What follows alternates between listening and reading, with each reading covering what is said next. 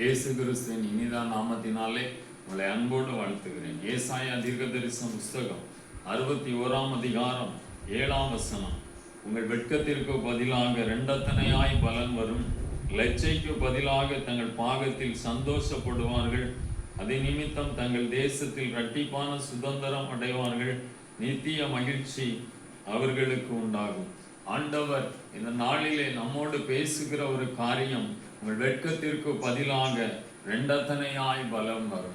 ஆண்டவர் இந்த நாளிலே உங்களுடைய வெட்கத்தை மாற்றி உங்களுக்கு ஒரு ஆசீர்வாதத்தை கொடுக்கும்படியாய் கர்த்தர் கடந்து வந்திருக்கிறார். பிரியமானவர்களே, வெட்கத்திற்கு பதிலாக வேதம் சொல்லுகிறது இரண்டத்தனையாய் பலன் வரும். நீங்கள் வெட்கப்பட்ட இடத்திலே ஆண்டவர் உங்களுடைய தலையை உயர்த்த போகிறார், உங்களை ஆசீர்வதிக்க போகிறார்.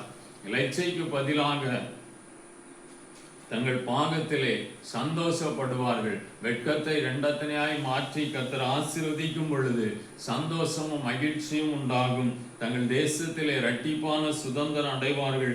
அதனால நம்முடைய வாழ்க்கையிலே நித்திய மகிழ்ச்சியும் சந்தோஷமும் சமாதானம் உண்டாகும்.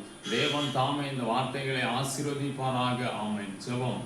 பரிசுத்தமுள்ள பரலோகத்தின் பிதாவே, ஆண்டவரே, இந்த மத்தியான வேளைக்காய் ஸ்தோத்திரம். உங்கள் வெட்கத்திற்கு பதிலாக இரண்டத்தனையாய் பலன் வரும் என்று சொன்ன ஆண்டவர், உடைய பிள்ளைகளுடைய வாழ்க்கையில வெட்கத்தை மாற்றி ஆண்டவரை இரண்டத்தனையாய் ஆசீர்வதிக்கிற கிருபைக்காய் ஸ்தோத்திரம். கர்த்தர் ஆசீர்வதி. இயேசுவின் நாமத்தில் பிதாவே. ஆமென்.